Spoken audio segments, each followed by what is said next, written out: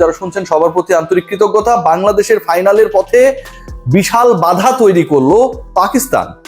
যেই পাকিস্তান একটা সময়ে ভারতের বিপক্ষে টানা হারছে, ইউএই, ওমান এই টাইপের দলগুলোর বিপক্ষে স্ট্রাগল করছিল, শ্রীলঙ্কাকে সেই পাকিস্তান হারিয়ে দেবে।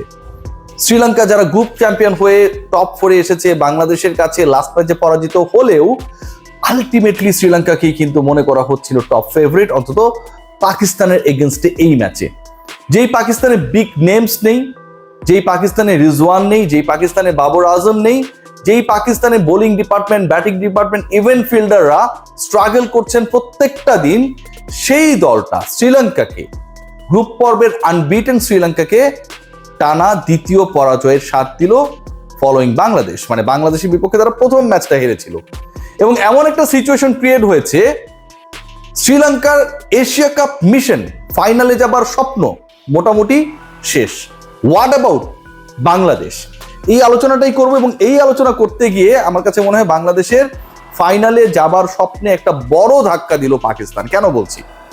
পাকিস্তান এই মুহূর্তে, আমি যদি খেয়াল করেন, আমি আপনাদেরকে একদমই ক্যালকুলেশনটা বলতে চাই, they are in the table after India. India টপে রয়েছে, এটা নিয়ে কোনো আলোচনার কিছুই নেই।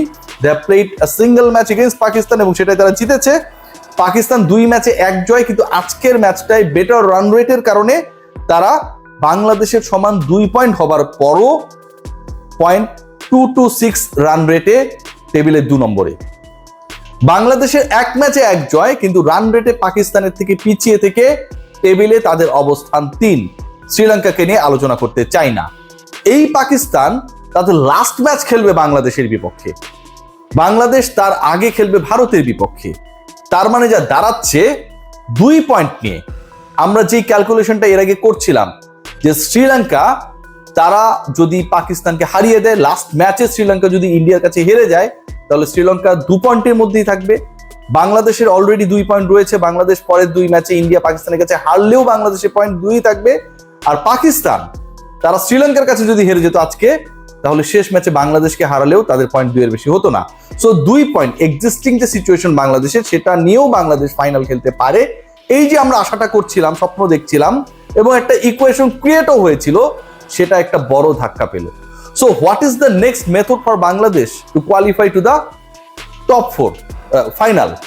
এই জায়গায় আমার কাছে মনে হয় যে বাংলাদেশের আর জয়ের কোনো বিকল্প নেই। বাংলাদেশের অপশন এখন 2টা। প্রথম অপশন যেটা, সেটা রাত পোহালেই যে ম্যাচটা বাংলাদেশ খেলবে মাইটি ইন্ডিয়ার এগেনস্টে দুবাইতে, সেই ম্যাচে বাংলাদেশকে জিততে হবে। সেই ম্যাচে যদি বাংলাদেশ জেতে, বাংলাদেশের পয়েন্ট হবে 4। এরপরের ম্যাচে যদি বাংলাদেশ পরাজিত হয় পাকিস্তানের বিপক্ষে, পাকিস্তানের পয়েন্টও হবে 4। এবং ভারত যদি শেষ ম্যাচে শ্রীলঙ্কাকে হারিয়ে দেয়, তাহলে ভারতের পয়েন্টও হবে 4। সো বাংলাদেশ বেটার রান রেটে ফাইনালে যাবার একটা স্বপ্ন দেখতেও পারে যদি আগামীকালের ম্যাচে ভারতকে হারাতে পারে। এটা হচ্ছে 1 নাম্বার বিকল্প। 2 নাম্বার বিকল্প যেটা, যেভাবে বাংলাদেশ এখন ফাইনালে যেতে পারে, মানে বাংলাদেশকে জিততেই হবে, জয়ের কোনো বিকল্প নেই। এক্সিস্টিং সিচুয়েশনে বাংলাদেশের 2 পয়েন্ট এবং একই সাথে পাকিস্তানেরও 2 পয়েন্ট। 2 দলই তাদের শেষ ম্যাচে পরস্পরের মুখোমুখি হবে 25 সেপ্টেম্বর। 2 পয়েন্টওয়ালা বাংলাদেশ এবং 2 পয়েন্টওয়ালা পাকিস্তান যদি মুখোমুখি হয়, বা মুখোমুখি তো হবেই যদি কোনো প্রসঙ্গ নেই, তাহলে কোনো একটা দল, জয়ী দল স্পেসিফিক্যালি, তার পয়েন্ট হবে 4। যেই দল পরাজিত হবে সে তো 2-এই পড়ে থাকবে, মানে তার কোনো অপশন নেই। বাংলাদেশ এবং পাকিস্তান ম্যাচে ডেফিনেটলি রেজাল্ট হবে, বৃষ্টির কোনো ধরনের সম্ভাবনা নেই। সেই রেজাল্টে জয়ী দল, অর্থাৎ বাংলাদেশ পাকিস্তান মুখোমুখি লড়াইয়ে যেই দলটা জিতবে, সেই দল যাবে এশিয়া কাপের ফাইনালে। কারণ জয়ী দল যদি বাংলাদেশ হয়, পাকিস্তানের পয়েন্ট 2-এই থাকবে, 4 হওয়ার তো সম্ভাবনা নেই। আবার পাকিস্তান যদি জিতে যায়, বাংলাদেশের পয়েন্ট 2 এর বেশি হবে না, পাকিস্তানের উল্টো হয়ে যাবে 4 পয়েন্ট। আজকের এই ম্যাচের ফলাফল, শ্রীলঙ্কার পরাজয় আলটিমেটলি শ্রীলঙ্কার জন্য যতটুকু নেগেটিভ হয়েছে, শ্রীলঙ্কার জন্য যতটুকু মানে কি বলবো বিটার হয়েছে, আমার কাছে মনে হয় বাংলাদেশ দলের জন্য, বাংলাদেশের এশিয়া কাপের ফাইনালে যাবার ক্ষেত্রে এটা একটা বড় ধরনের সেটব্যাক। পরের 2 ম্যাচের একটায় বাংলাদেশকে জিততেই হবে। ইন্ডিয়ার এগেনস্টে বাংলাদেশকে জিততে হবে, অর পাকিস্তানের বিপক্ষে জিততে হবে। তবে পাকিস্তানের বিপক্ষে ম্যাচে নামার আগে কিন্তু বাংলাদেশ দলের জন্য আরো দুঃসংবাদ রয়েছে। সেই দুঃসংবাদটা কি? দেখুন, যেই পরিমাণ গরম, আপনারা যখন খেলা দেখছিলেন খেয়াল করবেন যে ক্রিকেটারদের পুরো জার্সি গেমে মনে হচ্ছে শাওয়ার নিয়ে ফেলেছে তারা।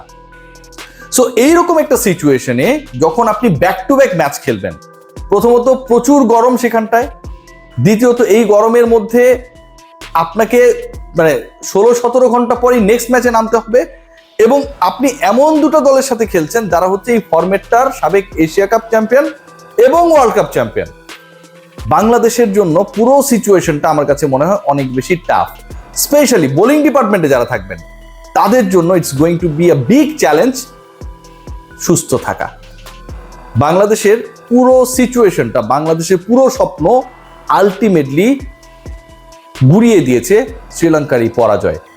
এই অবস্থায় বাংলাদেশকে ইন্ডিয়া অর পাকিস্তানের বিপক্ষে জিততেই হবে, যে কোনো একটা দলের বিপক্ষে জিততেই হবে, এবং এমন একটা সিচুয়েশনে জিততে হবে যেখানটায় আপনি 24 তারিখে আগামীকাল যে ম্যাচটা খেলবেন তার ঠিক 18 ঘন্টা পরে, মানে ওই ম্যাচ শেষ হওয়ার পরের সময়টা যদি আমি কাউন্ট করি, আপনাকে আরো একটা ম্যাচে নামতে হবে।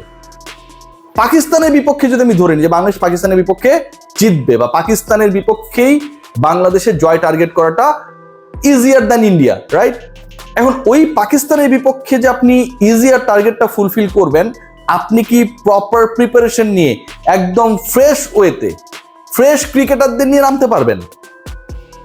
একজন ক্রিকেটার যদি ইনজুরিতে পড়ে, অথবা যেই ক্রিকেটারদের ওয়ার্কলোড ম্যানেজমেন্ট ইস্যু রয়েছে, সেই ক্রিকেটারদের প্রথমত হচ্ছে খেলাতে পারার ক্ষেত্রে একটা বাধা রয়েছে।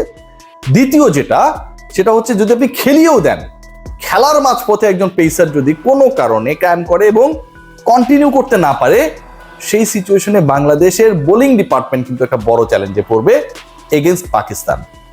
আমার কাছে যেটা মনে হয়, Bangladesh they are quite unlucky right now after the win of Pakistan, এবং শ্রীলঙ্কা তারা টানা 2টা পরাজয় রেজিস্টার করবে এভাবে সুপার 4-এ এসে, এটাও অনেকটা অবিশ্বাস্য।